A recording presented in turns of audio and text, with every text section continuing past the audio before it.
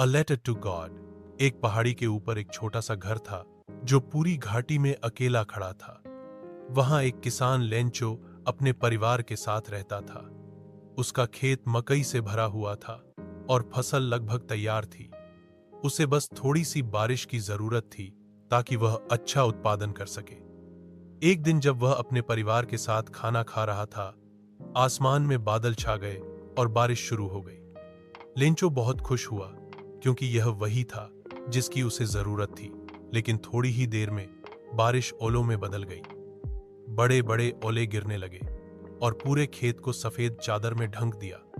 1 घंटे तक ओले गिरते रहे और लेंचो की सारी मेहनत बर्बाद हो गई। फसल पूरी तरह से नष्ट हो गई। यह देखकर लेंचो दुखी हो गया, लेकिन उसने हार नहीं मानी। उसे ईश्वर पर गहरा विश्वास था। उसे यकीन था कि ईश्वर उसकी मदद जरूर करेगा। अगले दिन लेंचो ने ईश्वर को एक पत्र लिखा। उसने लिखा कि अगर ईश्वर उसकी मदद नहीं करेगा तो उसका परिवार भूखा मर जाएगा। उसने चिट्ठी में 100 पेसो मांगे जिससे वह दोबारा बीज खरीदकर खेती कर सके।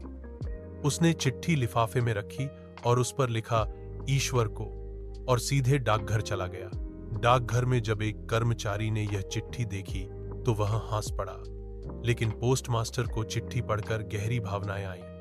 वह लेंचो की आस्था से बहुत प्रभावित हुआ। उसने और डाकघर के अन्य कर्मचारियों ने मिलकर चंदा इकट्ठा किया और 70 पेसो जुटाए।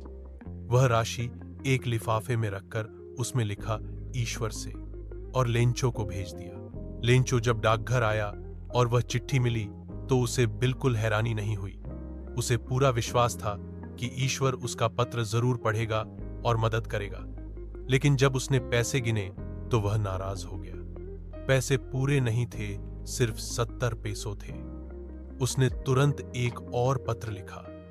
उसमें लिखा, हे भगवान, बाकी के 30 पेसो जरूर भेजना, लेकिन इस बार डाक के जरिए मत भेजना। यहाँ के डाक वाले चोर हैं। शिक्षा। इस कहानी में लेखक ने दिखाया है कि कैसे आस्था और विश्वास इंसान को अडिग बनाए रखते हैं, लेकिन साथ ही एक व्यंग्यात्मक अंत भी है जिसमें इंसान भगवान पर विश्वास करता है, लेकिन उन्हीं इंसानों पर नहीं जिनके जरिए सहायता मिलती है।